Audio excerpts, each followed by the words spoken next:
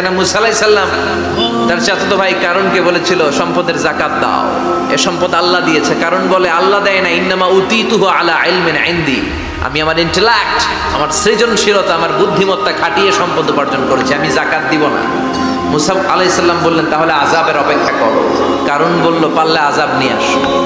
রব্বুল আলামিন বললেন ফাখাসাফনা বিহি ওয়া বিদারিহিল আরদ, ও মুসা নিরাপদ দূরত্বে তুমি সরে যাও, আমি এখনি কারুনকে তার সব সম্পদ সহ জামিনের মধ্যে দাবিয়ে দেব।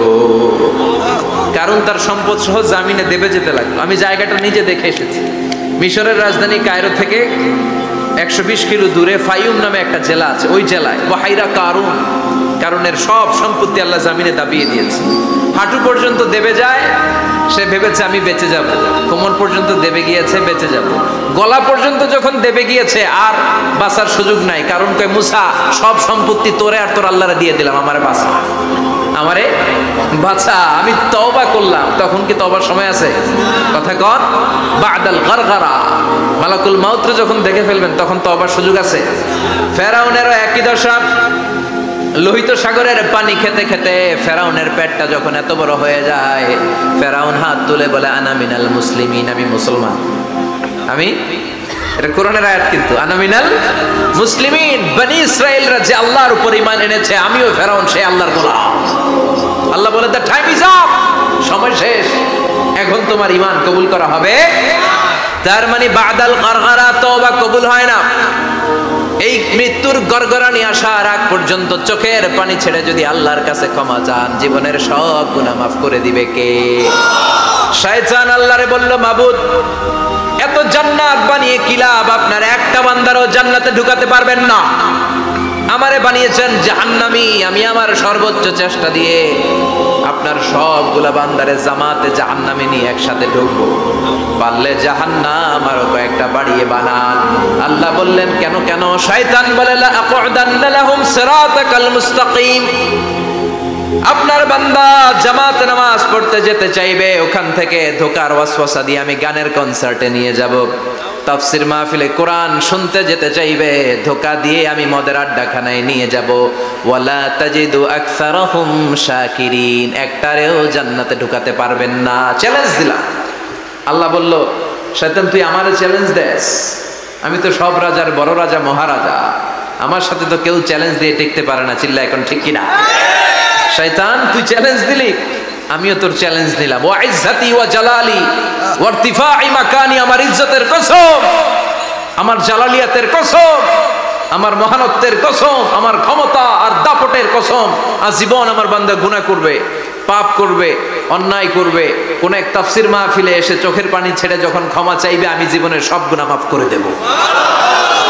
আমি আমার বান্দার জীবনের সব গুনাহ মাফ করে দিয়ে জান্নাতে ঢুকায় দেব। তখন তুই কি করবি? লাগফিরান্না লাহুম মা দামু ইস্তাগফিরুনি, যতক্ষণ আমার বান্দা আমার কাছে ক্ষমা চাইবে, আমি আমার বান্দার জীবনের সব গুনাহ মাফ করে দেব। সুবহানাল্লাহ পড়ো। এজন্য রব্বুল আলামিন বলেন, ইয়া আইয়ুহাল্লাযীনা আমানু তুবু ইলাল্লাহি তাওবাতান নাসুহা, তওবার মতো তওবা করো। তওবার মতো তওবা করলে যত বড় অন্যায় হোক, পাপ হোক, গুনাহ হোক, সব গুনাহ মাফ করে দিতে পারে কে? সাইয়েদনা আদম আলাইহিস সালাম ভুল করলেন, শত শত বছর কাঁদলেন। আল্লাহ বললেন, ও আদম কিছু বাক্য তোমারে শিখিয়ে দে, এই বাক্য দিয়ে তুমি আমার কাছে তওবা করো, তোমার তওবা কবুল করে নেব। সাইয়েদনা আদম পড়লেন রব্বানা, পড়েন রব্বানা যালামনা আনফুসানা ওয়া ইল্লাম তাগফির লানা ওয়া তারহামনা লানাকুনান্না মিনাল খাসিরিন। ও আল্লাহ আমি জুলুম করেছি নফসের উপর, ভুল করেছি, অন্যায় করেছি, অপরাধ করেছি, আপনি যদি ক্ষমা না করেন আমি শেষ হয়ে যাব। লানাকুনান্না মিনাল খাসিরিন, আমি ক্ষতিগ্রস্তদের মধ্যে শামিল হয়ে যাব। ঠিক কি না? এই আয়াত দিয়ে, এই দোয়া দিয়ে যখন সাইয়েদনা আদম তাওবা করলেন, মুহূর্তেই তাওবা কবুল করে নিয়েছে কে? আমরাও যদি পাপ করি, অন্যায় করি, আমাদেরও পাপগুলো মোচন করার একজন আছে না নাই? তিনি গাফিরিয যাম কাবিলিত তাওব, ওনার কাজই হচ্ছে গুনাহ মাফ করা। শয়তানের কাজ ওয়াসওয়াসা দেওয়া, আমাদের কাজ পাপ করা, ওনার কাজ মাফ করা। আল্লাহ ডেকে বলে, গোলাম তোরা যদি পাপ না করতি আর বারবার মাফ না চাইতি, তাহলে তোদেরকে ধ্বংস করে দিয়ে জমিনের বুকে এমন একটা জাতি আমি বানাতাম যারা পাপ করতো আর মাফ চাইতো, আর আমি মাফ করতাম। সুবহানাল্লাহ পড়ো।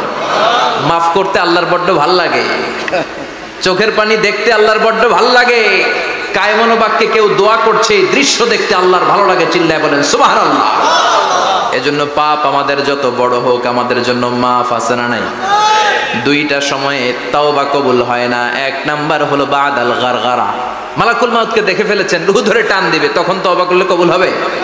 আরেকটা হচ্ছে বাদা তুলুই শামসি মিন মাগরিবিহা, কিয়ামতের আগ দিয়ে সূর্য আর পূর্ব দিক থেকে উদিত হবে না, এটা পশ্চিম দিক থেকে উদিত হবে, তখন তওবা করলে কবুল হবে।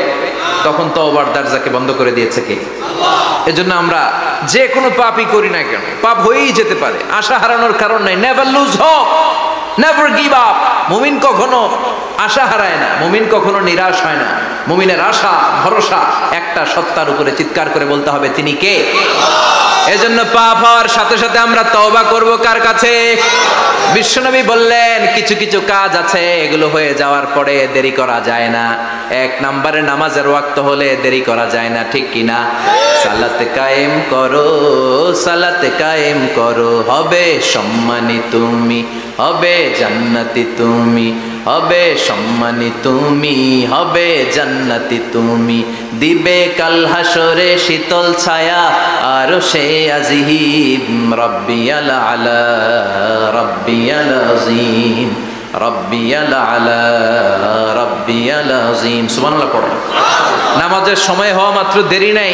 তাজহিজুল মাইয়িত, মারা গেলে লাশ রেখে দেয়া যায় না, তাড়াতাড়ি দাফন করে দাও। নামাজের সময় হলে নামাজ পড়ো, দেরি করো না।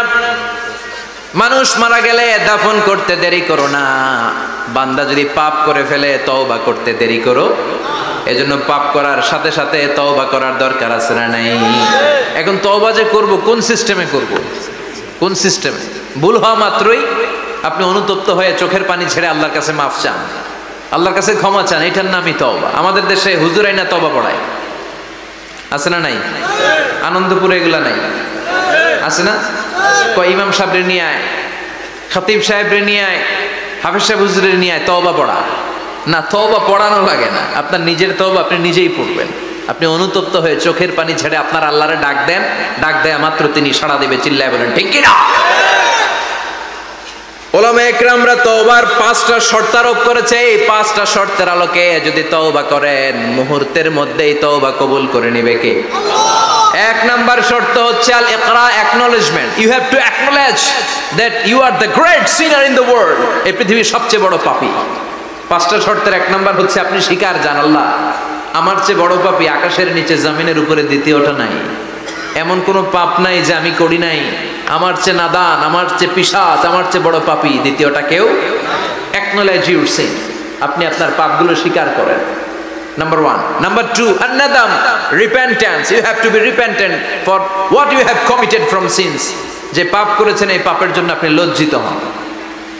আপনি নিজেকে আল্লাহর কাছে ছোট করে পেশ করেন, আল্লাহরে ডেকে বলেন, আল্লাহ আমি আপনার গোলাম, গোলামের ঘরের গোলাম, বান্দির ঘরের গোলাম, আমারে মাফ করে দেন, আমি লজ্জিত, আমি অনুতপ্ত। তাহলে 1 নম্বর শর্ত আপনি ঘোষণা দেন যে আপনি পাপ করেছেন। 2 নম্বর শর্ত আপনাকে অনুতপ্ত হতে হবে যে আল্লাহ আমি পাপ করে ফেলেছি। 3 নম্বর, you have to stop what you have committed. যে পাপ আপনি শুরু করেছেন এটা বন্ধ করে দেন। আপনি সুদের জন্য সুদ খাইছেন, আল্লাহর কাছে তওবা করলেন, আবার সুদ খাওয়া চালিয়েও যাচ্ছেন, এই তওবা কবুল হবে? সুদ খাওয়া আগে বন্ধ করেন। আপনি ঘুষ খেয়েছেন, এই ঘুষ খাওয়ার কারণে আপনি আল্লাহর কাছে তওবা করলেন কিন্তু ঘুষ খেয়েই যাচ্ছেন, এই তওবা কবুল হবে? 3 নাম্বার হচ্ছে you have to stop what you have committed. আপনি যেই পাপ করেছেন এটাকে বন্ধ করেন। 4 নাম্বার শর্ত, you have to hate what you have committed. আপনি যেই পাপটা করেছেন এটাকে মন থেকে ঘৃণা করেন, ওইটারে মন থেকে ঘৃণা করতে হবে। 5 নাম্বার শর্ত হচ্ছে you have to determine that you never repeat this sin again. আল্লাহর কাছে ওয়াদা দেন, কমিটমেন্ট দেন যে আল্লাহ পারতপক্ষে আমার জীবনে আর এই কাজটা করব। এই 5টা শর্তের আলোকে তওবা করলে কবুল করবে কে? আল্লাহ। 1 নম্বরে স্বীকার জান আল্লাহ আমি পাপী। 2 নম্বরে অনুতপ্ত হন। 3 নম্বরে পাপ কাজটা বন্ধ করে দেন। 4 নম্বরে ওই পাপ কাজটাকে মন থেকে ঘৃণা করেন। 5 নম্বরে আল্লাহর কাছে ওয়াদা দেন আর জীবনেও এই পাপ করব না। এই 5টা শর্তের আলোকে যদি তওবা করেন, আপনার তওবা কবুল করে নিবে কে? এজন্য যত পাপ, যত অন্যায় আমরা করি না কেন, আমাদের এই পাপগুলো, অন্যায়গুলো ক্ষমা করার একজন আছে না নাই? তিনি কে? এজন্য সব সময় তওবা করতে রাজি আছেন তো? প্রতিদিন শত শতবার তওবা করতে রাজি আছেন? প্রতিদিন শত শতবার ইস্তেগফার করতে রাজি আছেন? বিশ্বনবী প্রতিদিন 70 বারেরও বেশি ইস্তেগফার করতেন। শুধু টয়লেটে যে মুহূর্তে থাকতেন ওই মুহূর্তে পড়তেন না, টয়লেটে ঢুকার মুহূর্তে বিশ্বনবী ইস্তেগফার পড়তে পারতেন না, তাই টয়লেট থেকে বেরোয়েই তিনি ইস্তেগফার পড়তেন। তিনি পড়তেন গফরানাক। কি পড়তেন? গফরানাক মানে হলো আস্তাগফিরুল্লাহ। গফরানাক মানে কি? গফরানাক মানে আল্লাহ আমি আপনার ক্ষমা চাই, মানে আস্তাগফিরুল্লাহ। আবার বিশ্বনবী বলতেন মান লাযামাল ইস্তিগফার জাআলাল্লাহু লাহু মিন কুল্লি দিকিন মাখরাজা। যে ব্যক্তি সব সময় ইস্তেগফারের সাথে লেগে থাকে তাকে সব সময় বিপদ থেকে মুক্তি দিবে কে? আমাদের জীবনে বিপদ আছে না নাই? কত ধরনের বিপদ। যে কোনো সময় অসুস্থ হয়ে যেতে পারি, যে কোনো সময় দুর্ঘটনার কবলে পড়তে পারি, যে কোনো সময় গুম হয়ে যেতে পারি। কথা কন, এদেশে গুম টুম নাই মনে হয়? ক্রস ফায়ার নাই? কে কোন সময় গুম, কে কোন সময় নাই, কোনো ঠিক নাই। আল্লাহ বিশ্বনবী বললেন মান লাজিমাল ইস্তিগফার জাআলাল্লাহু লাহু মিন কুল্লি দিকিন মাখরাজা। সব সময় যে ইস্তিগফারের সাথে আঠার মতো লেগে থাকবে আল্লাহ তাআলা তাকে বিপদ থেকে সব সময় মুক্তি দান করবেন। সুবহানাল্লাহ পড়েন। 2 নম্বরে বিশ্বনবী বললেন অমিন কুল্লি হাম্মিন ফারাজা। ওই ব্যক্তিকে রব্বুল আলামিন সব ধরনের দুশ্চিন্তা থেকে মুক্তি দিয়ে দিবেন। আমাদের জীবনে দুশ্চিন্তা আছে না নাই? টেনশন নাই কার কার? হাত তোলেন তো। যে হুজুর আমার কোনো টেনশন নাই। আপনার টেনশন নাই? মাশাআল্লাহ। আমার সাথে দেখা করবেন আলোচনার পর। টেনশন ছাড়া মানুষ আছে?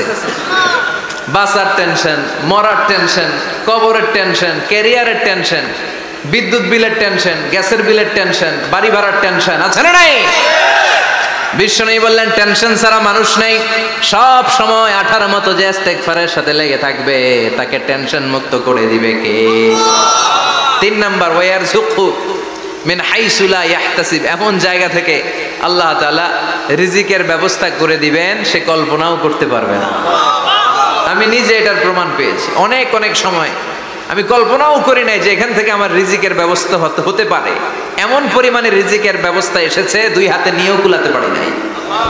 এজন্য সব সময় চলতে ফিরতে উঠতে বসতে ইস্তিগফারের সাথে লেগে থাকার দরকার আছে না নাই? আবার বিশ্বনবী বললেন সদা সর্বদা যারা সব সময় ইস্তেগফার পড়বে আল্লাহর পক্ষ থেকে কোনো আযাব গজব তাদের উপর পাকড়াও হবে না। ওয়া মা কানাল্লাহু মুআযযিবাহুম ওয়া হুম ইস্তাগফিরুন। সুবহানাল্লাহ।